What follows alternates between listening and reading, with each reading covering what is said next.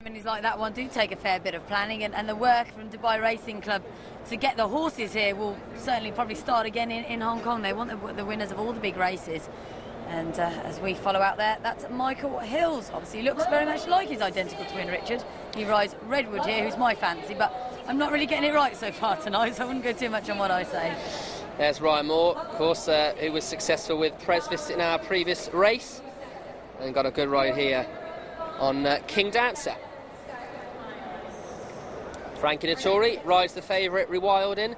He's a lovely horse. He's not very big. He's quite a lean individual, and that's why I don't think he takes too much racing. There's a brilliant shot of him when he won the Great Voltigeur, and ISO cam on him, and it just shows him really in full stretch, and you can really see his ribs and you know, see exactly how fit he was to score in that race. So it'd be interesting to see exactly how fit he is here for this season already appearance, because you'd assume, or you know, they might just leave a bit to Worldcon, because I should imagine sort of the main ambitions will be to go back to the UK. Yeah, well, they said that ever since, you know, sort of he arrived here in Dubai at the end of 2010, that they were aiming him at this race. It's been the plan. They purposefully kept him fresh for it, so that would be a plus point.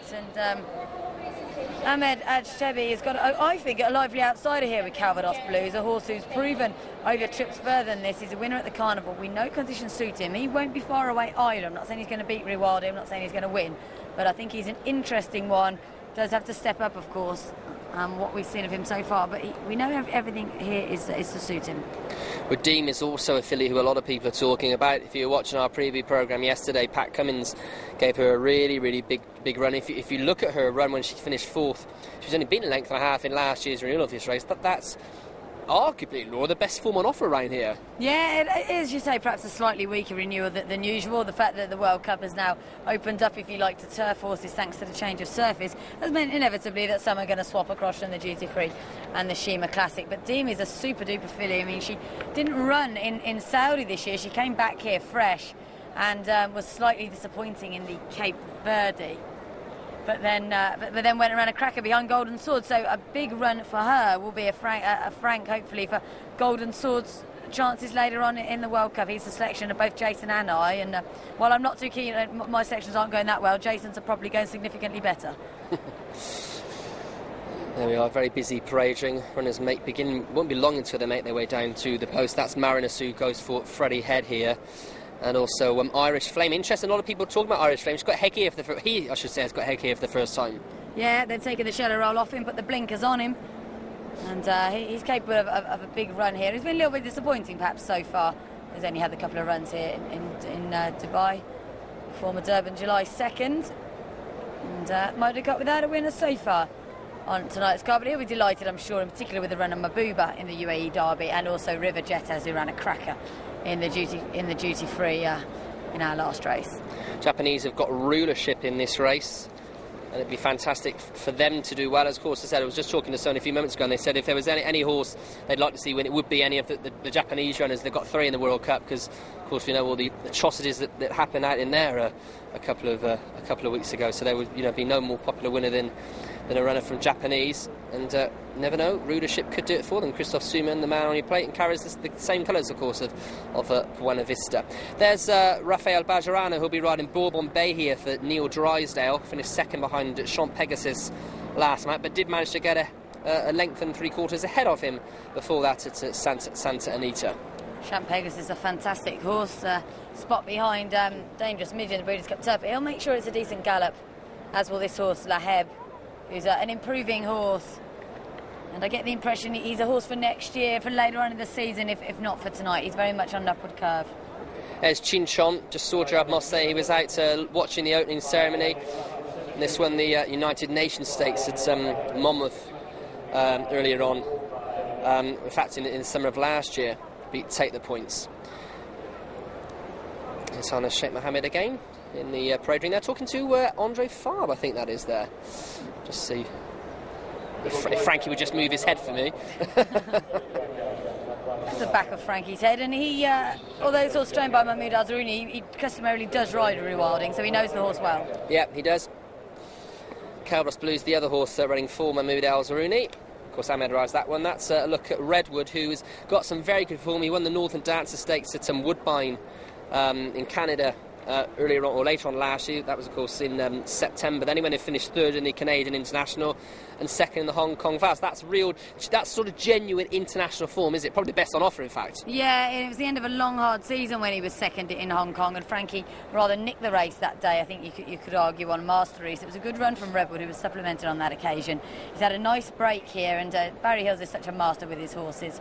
That I wouldn't be too concerned about whether or not he's fit enough. I had a quick look at him the other morning on the track, and he's not an over big horse, but there's a lot to like about him, certainly.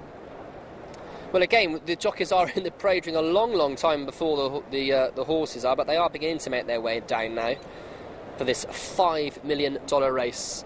Just trying to work out what's the Epsom Derby worth. Not quite that much. No. The Triumph is worth a little bit more. Yeah. That's around $6 million. But there aren't many, certainly no race cards in the world that can rival the amount of money on offer here. It could be a big race double for that certainly owner combination there. Anyway, got twice over and Redwood here. Yeah, I really like Redwood. I will stick with him. And it's been lovely to be able to speak to Teddy Grimthorpe, the owner's representative, this week, because he's always very, very interesting. As we said, that is Prince Khalid Abdullah, and he's one of the main owner breeders in the world, and it would be lovely for him to have another winner on this card. He was successful a few years ago with Polish Summer. Yeah, he was.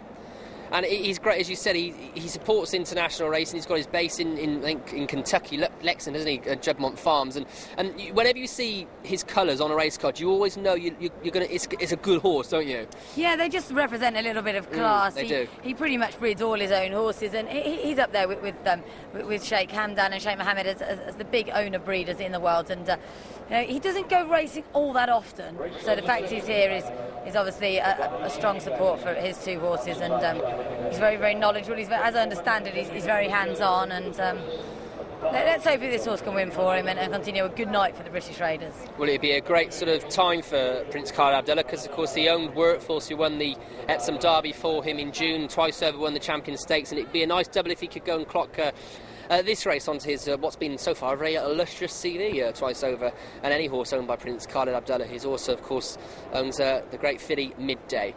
Anyway, the runners and riders are now in the parade ring ahead of our next race on the card. It's the China Guangxi Dubai Shima Classic Group 1. Laheb heads them here, followed by Ding, Chinchon, Calvados Blues, and number 5 is Redwood, will be ridden by Michael Hill. 6 Irish Flame, 7 Chant Pegasus. Rewilding is the likely favourite here. Bourbon Bay and Rulership represent Japan.